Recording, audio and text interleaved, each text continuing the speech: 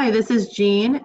It's June 6, 2022, and I'm going through the presentation that I'll be making tomorrow at the SDCTE conference. I'm very excited to join my fellow educators at that conference. As has been stated in my earlier presentations, I started out in Milwaukee and then went to Las Vegas, where I was a middle school ELA teacher for 10 years. And I taught 6th grade and 8th grade, three years of 8th grade, 7 years of 6th grade. I don't have anything against 7th graders. It's just that that was never my teaching assignment. There I earned my master's in educational psychology.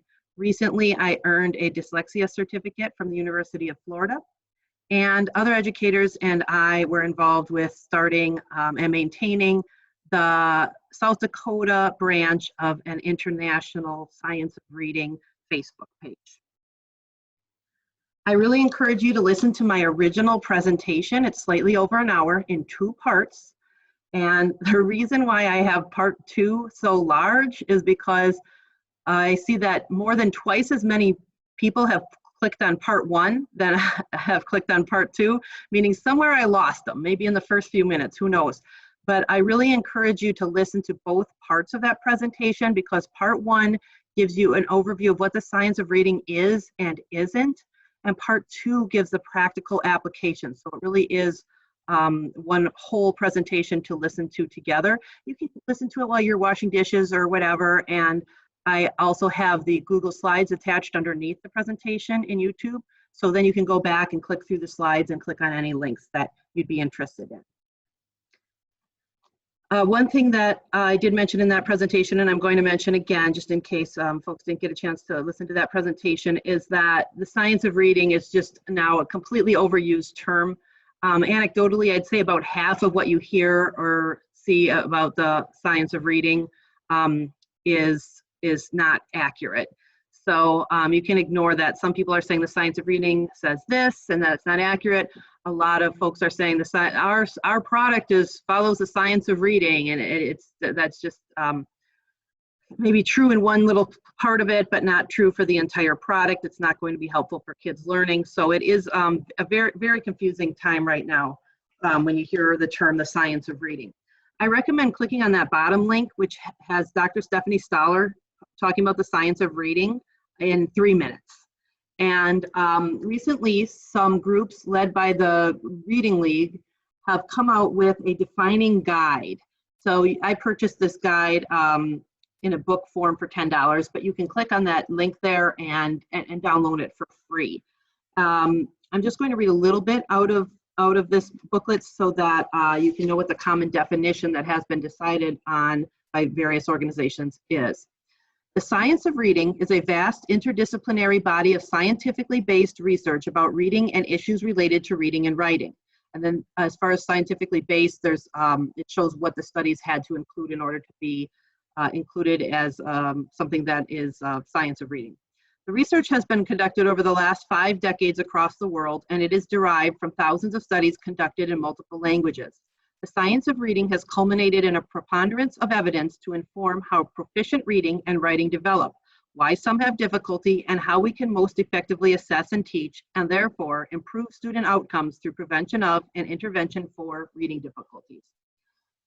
The science of reading is derived from researches in multiple fields: cognitive psychology, communication sciences, developmental psychology, education, special education, implementation science, linguistics, neuroscience, school psychology. The science of reading is not an ideology or philosophy. It is not a fad, trend, new idea, or pendulum swing. It is not a political agenda. It is not a one-size-fits-all approach. It is not a program of instruction, and it is not a single specific component of instruction, such as phonics. So there is a lot of misinformation out there, and there are some disagreements, and that's important for us to read and listen to those who disagree. I have been reading from our parent organization, NCTE, and I pulled several things from there for this presentation. In Science of Reading is Putting Children at Risk, a blog post, Dorothy Susskind states, Science of Reading has stripped away the dynamic interplay of experiences that grow a child into a reader and a writer and centered the literacy process solely atop phonics. This narrow plotline disregards the impact of writing, comprehension, culture, play, mentor texts, family, and the power of a teacher-researcher to individualize instruction. Okay, so as we just read, the common definition says that the science of reading is not just phonics. We talk about phonics a lot, which I'll talk about in a moment as to why, but it has a lot of parts to it, which you'll see in the next slide. I know that we talk a lot about individualizing instruction, but we also need to think about what we're dealing with. When I taught in Las Vegas, class size was around 40 for a lot of classes, and one year I had, for the first quarter, between 67 and 71 students in 8th grade English language arts, and that's because we were having a hard time finding a long-term sub, so they just put everybody in with me, and we had kids in desks in the computer lab, and then we had them all around at the tables in the computer lab, and none of the computers worked. So it was very intense. So as Dr. Steve Dykstra says, we need to embrace a really good cookie cutter, because that's going to get to most of our students. But then when it comes down to the students who are not getting it from that, that's when we need to look at individualizing. But every brain learns to read the same way. So we do need to take the science into account when we are planning instruction and interventions. Bottom link is Pamela Snow's response to the National Council of Teachers of English's whole language beliefs. So the science of reading folks would have disagreements to these whole language beliefs, which are stated on the NCTE website. So this is important things to look at, and we certainly want to hear from everybody. So lots of different thoughts on this so that we can really understand what the science says and plan the best instruction for our students. Those are good things to access as to finding out more about what the science of reading is and what the beliefs are. So we all have a common goal: equity of opportunities and representation. As the conference theme is, honor their voices. We all want everybody to have opportunities, and we want folks to be represented. We want those windows, mirrors, and sliding glass doors in reading. So when I received this book, it was part of the Dolly Parton Imagination Library that my child received.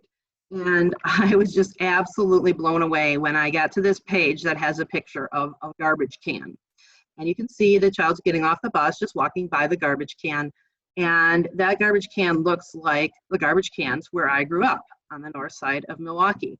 And I have never seen a garbage can like that represented in any book of any kind. And on the right there, you can see that we have a garbage can that's 2 blocks from my parents' house, which is where I grew up and my parents still live. Every litter bit hurts, help keep Milwaukee clean. Drugs are trash, and there's some snow down there. The garbage can has been vandalized and there is no bag in it. So sometimes you would see in my neighborhood garbage cans that do have garbage on the outside and bottles and cans and things like that. So I don't need that kind of representation. I'm in a different place in my life, but I thought how neat that that is just sitting there and the kid is just walking by it and it's just showing like some places look like this without comment on that. Ms. Toliver from NCTE has updated windows, mirrors, and sliding glass doors to windows, mirrors, and telescopes. And she has a really interesting perspective as to why she chose the telescope. So I recommend clicking on that blog. So we said, I am very much into having kids have access to great quality nonfiction and fiction texts. And I don't think that the people who support the science of reading are against that. I think that's been one of the critiques. In fact, there was a Librarians Association that says what's going to happen, that came up with something that said, what's going to happen to libraries? Are we going to have to collapse libraries now that kids are only allowed to read decodable readers? And that's just not accurate. So recently I had a Magic Tree House book club, and we did an escape room and did activities and made tiny little books with our ideas for where Magic Tree House should go next. So we put them into a little tree house that's now on display in my classroom. So I'm just as much a fan of getting kids excited about reading as anybody else. in my own experience, Roll of Thunder, Hear My Cry was what Stephen Krashen would call the home run book for me. I was sitting at a off-road truck race in northern Wisconsin by the fence, and dirt was like flying up as the race was going on, and I kept reading this book because I couldn't put it down. And then I read the rest of the books by Mildred Taylor. I did not read the one where Cassie is an adult yet, and I'm not sure I'm going to. I just really enjoyed the stories of her childhood and finding out what kinds of things were going on at that time. Sarah Plain and Tall, that was one that had a lot to do with setting. Growing up on the north side of Milwaukee, learning about the ocean, learning about the prairie, those kinds of things. The House on Mango Street I first read as a senior in high school and was just absolutely blown away by Esperanza's voice. Until then, I Am a Red Balloon, a balloon tied to an anchor. I was able to use that book with sixth graders in Las Vegas for voice, teaching about voice, and they were able to make their own neighborhood narratives. King for a Day is something that I kind of have a funny story about. This was a book that was recommended by somebody who wrote for the International Literacy Association as being a great book for representing those with physical disabilities. So the protagonist there is in a wheelchair, and it's also good because it has a festival in Pakistan that most students and most probably I'd say adults in the United States do not know about. So that could be easily used for compare contrast with different festivals and those kinds of things.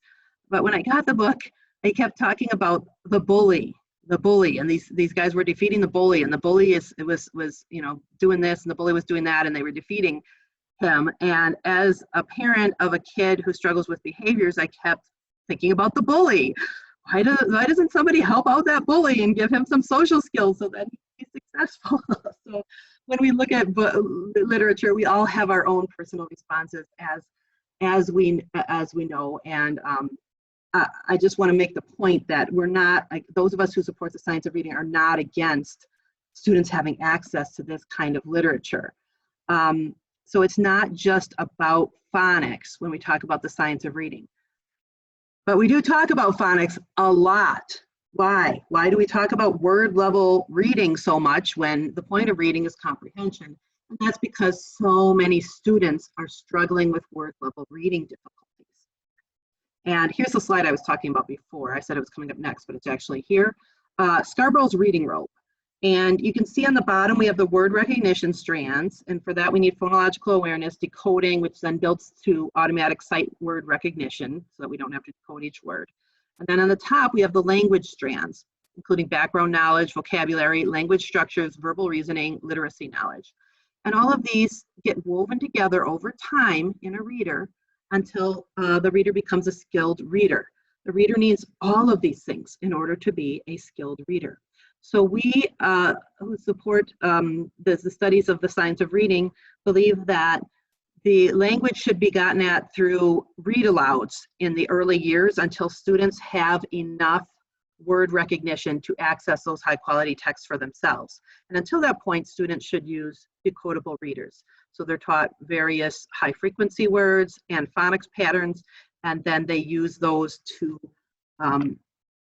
they use decodable readers to practice those, what they've learned, and then they, after a while, they don't need to use those anymore. So that could happen at any time. So for example, my middle son, during kindergarten, during preschool, he started to read. He read his kindergarten brother's decodables, and during kindergarten, he was taught using decodable readers, and then at the end of kindergarten, he could read anything. So he could read a Magic Tree House book or anything that was age appropriate. So he didn't need decodable readers at the end of kindergarten. But for most students, it doesn't happen until first grade. Or for many students, that's where it's supposed to happen, that they can transition to those trade books. But for many students, it happens much later. So decodable texts are a means to an end. So is instruction in phonological awareness, phonics, and other foundational skills. Get in, get out, move on. We are not trying to keep kids on decodable readers for their entire life, because that's not what they're going to access. Your email from your boss is not going to be based on the phonics patterns you just learned in a text, those kinds of things. So it's just a means to an end. We do want them to be able to access those high quality literature and nonfiction texts, but we need them to be able to read the words. So what about secondary students who haven't mastered word level reading? Well, one thing is on the link on the bottom, the Keys to Literacy has some really great ideas for providing reading interventions in grades 4 to 9. I have not used Keys to Literacy, but when I asked around about great reading resources for kids in the upper grades, a lot of folks mentioned Keys to Literacy. So you might want to click on that and read through what high quality interventions for those older students would entail. I have used the SIPS system. The SIPS system is published by Collaborative Classroom, stands for Systematic Inquiry in Phonological Awareness, Phonics, and Sight Words. And when you pay for the system, which is about $1,700, you get everything from K to 12. So you get the beginning, which is for K to 1, you get extension, which is for grades 1 to 3, and then you get plus, which is for grades 4 through 12, and then challenge, which is for grades 2 through 12. And plus is the same level as extension. It has the same level of phonics patterns, but it is not juvenile. It has more respectful texts for the grades 4 to 12 folks. So the reader that comes with it has smaller print, just like a secondary book would. The texts are more high interest to older readers in grades 4 through 12. I have not used that because all of my fourth graders in title reading qualified for challenge. They didn't need that plus level, but the special ed teachers who have used it at my school have seen success with it. We've only used it for 1 year. And SIPS Challenge teaches polysyllabic words. Now this I've seen a lot of success with because I had taught the 6 syllable types before and worked on that with reading polysyllabic words. New research that is being disseminated by Dr. Devin Kearns and others talks about what Kearns says should be the method for reading polysyllabic words, which is simple rules, simple patterns, and massive amounts of practice. And that's what SIPS Challenge does. So I had a student in upper elementary. She has a dyslexia diagnosis from the Scottish Rite in Sioux Falls. And I had been working on polysyllabic words that had been very slow going. And we did 1/4 of SIPS Challenge and she got it. She could read most polysyllabic words. So that I've seen a lot of success with that. I've seen a lot of success with the earlier grade level programs. Students who come new to country, have not had the chance to have education in their original country, making more than a year of progress with the earlier SIPS instruction as well. Again, I'm not trying to sell you the program. I'm just telling you something that I've had success with, and I'm sure there are other things as well, but these are the things that I'm aware of. Same thing with the software that I've used. So MindPlay is a learning to read software program. It's individualized. It's going to be very similar to SIPS, except it's individualized for each student since it's software. And it is for all grades. So you can do K4 to 12 on that. And it is a speech to print program. It's going to teach the phonics skills and have the kids type the words, spelling them correctly so that they learn the phonics patterns through encoding, through typing, through writing, I should say, so that they can read them. I used that MindPlay in 2nd grade this year. I did it along with SIPS, both of them for the first time for the first semester. The results were equivalent with the students who did MindPlay and the students who did SIPS, but I already owned SIPS, and so it didn't make any sense to pay for the MindPlay licenses. But it is a good program for learning to read. Reading Plus, I have seen much success with as well. And this is for students in grades 3 through 12 and beyond who are at least an end of 1st grade, I would say 2nd grade reading level. So they have to already be able to read the words. So it's not teaching them any phonics patterns or anything like that. It's working on their silent reading fluency. So it's working on their stamina and their comprehension. I have seen great success with this. I used it with 8th graders in Las Vegas. It's for all students, no matter where their reading level is. And I've seen great success with it in Elkton as well. I had one student who takes the access test, has an LAP, and I decided to target the reading subtest on the access test for him. So in year one, he had, not year one of him taking the test, but year one of me looking at this data, he had a 2-point something on the access test. In year two, after one semester on Reading Plus, he had a 4-point something. So he jumped up 2 levels, which is quite a large jump. And I believe that has a lot to do with helping him focus more. I don't know that his reading skills improved that much, but he was able to focus more and have more stamina. And then in year 3, he got a 5.8, which is almost a perfect score, and he was exited from his LAP. So I've seen success with these software programs. Again, I'm sure there are others as well. I don't work for any of these companies. I just wanted to let you know programs that I've seen success with. Things to remember: the materials you choose for your older learners must be age appropriate and respectful. So we don't want to have like these juvenile, the rat is on the mat kind of things with the cartoon picture for our older learners. It needs to be something that is respectful and age appropriate. Foundational skills instruction must be in addition to grade level ELA instruction. This is a really tough one. By the way, Dr. Tim Shanahan, on the bottom there, I have the link. He has a lot of blogs about older learners and reading, and a lot of other things as well. He's a researcher. So this is a tough thing because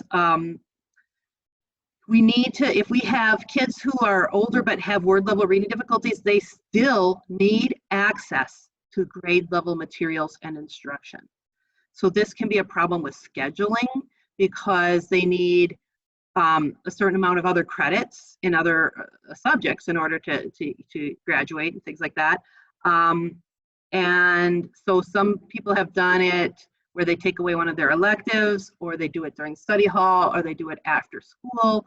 None of those are ideal, but when we have kids who need that word level, need for word level instruction, then we need to provide that for them so that they can read the words, so that they can get to the comprehension.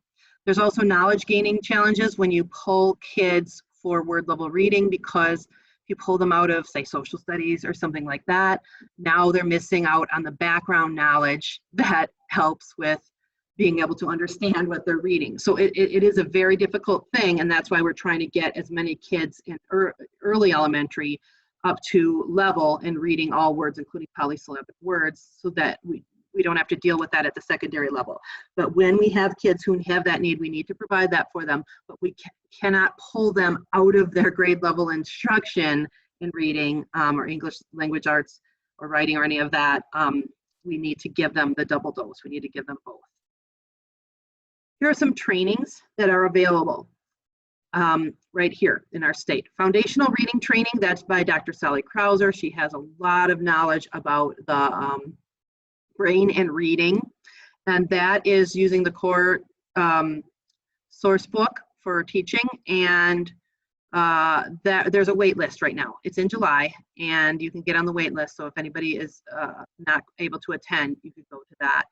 Dr. Arneo's Science of Reading class, I absolutely wholeheartedly recommend this. He is an expert who has been in the field for decades. He has seen everything. It's just amazing to talk with this gentleman. And he has run a dyslexia clinic, and he is getting ready to retire. He may be handing this class over to me, but right now he is still teaching it. I am co-teaching it, but it's mainly him. So please, while he is still in it, register for this class. We had our first meeting last night. There's 3 meetings, but it is recorded. You can do the whole thing asynchronously. You'll have to answer questions about the lecture, which he sends out. There's 3 lectures. And then you also do the virtual teaching companion, which is through MindPlay. Doesn't mean you have to order MindPlay for your students, but you learn about MindPlay, but you also are learning about Big 5 in literacy from Dr. Nancy Mather, who's an expert in reading and dyslexia. So you get a lot of great instruction through this class. So I definitely recommend that you take that this summer.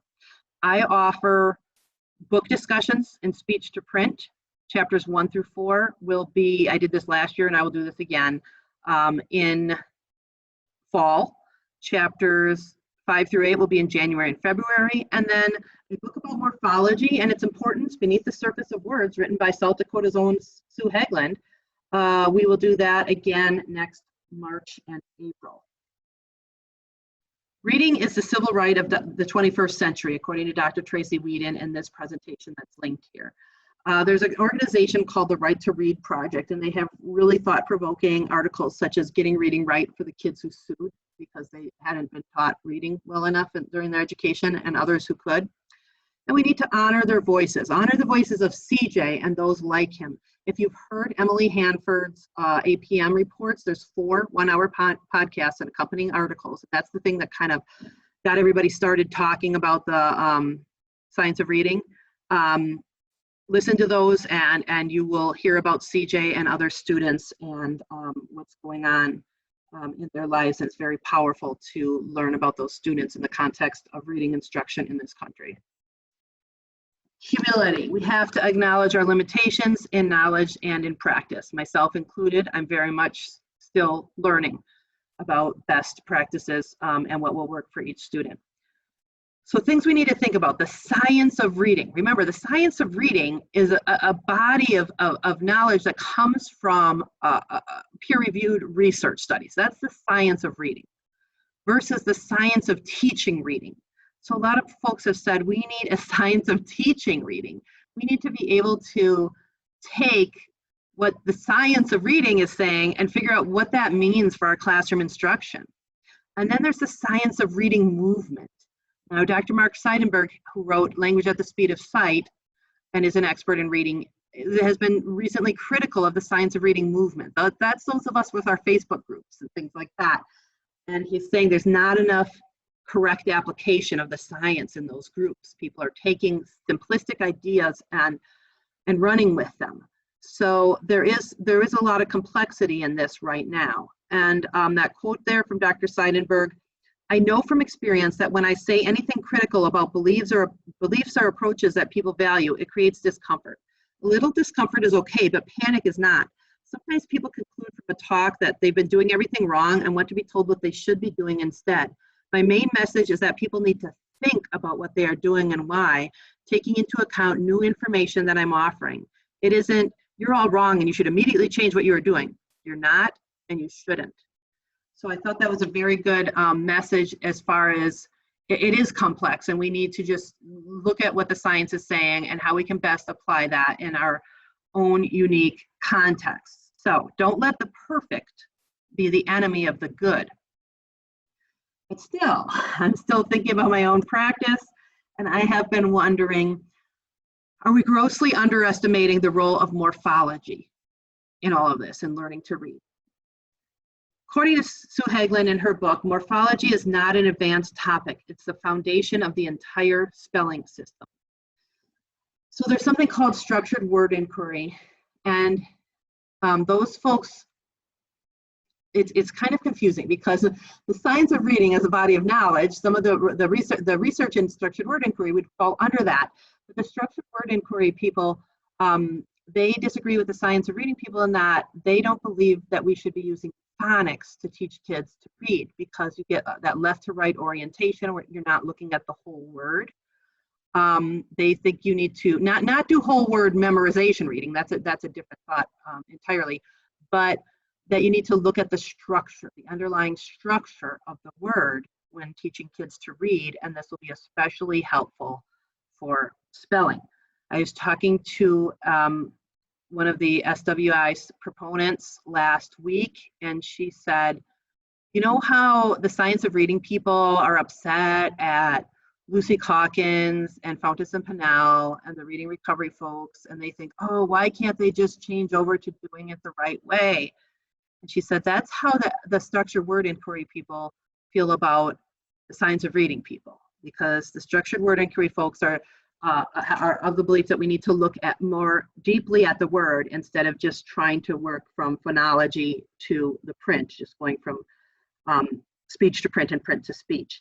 So I'm looking into this because a lot of these people who are in structured word inquiry, they have what I have. They have Orton Gillingham training, and they thought that there was something missing and that we can do a better job of having kids understand the deep structures of the word. So I'm going to find out more about this morphology instruction and whether I'm not including enough of it in my own instruction by looking at Sue Hagelin's website, the Structured Word Inquiry website with Dr. Pete Bowers, Rebecca Lovis's website, and the Literacy Doctor. And I look forward to finding out more about that and reporting back to you on that. I think Orton Gillingham is very, very strong. This year using SIPs, I've had more success than I ever have before with my readers, but I do see that there's something missing as far as understanding why things are spelled the way that they are. So I look forward to investigating more about this. So make sure that you are signed up for the South Dakota DOE Language Arts Listserv. That comes out of DOE, and Ms. Burnt puts on Thursday tidbits about all that's happening with ELA in our state. And then I also post announcements on there, as well as on the South Dakota Science of Reading Facebook group, which is linked on the bottom. So during the presentation tomorrow at this time, I'm going to ask everybody for their thoughts, because I'm just one person learning about this. I'd like to know other people's experiences and their thoughts on this. And then I also have the SIPS materials for people to look through, and the books that I use for book discussions. So thank you so much for listening to this video, and best wishes to you and your learners, and everybody have a great summer.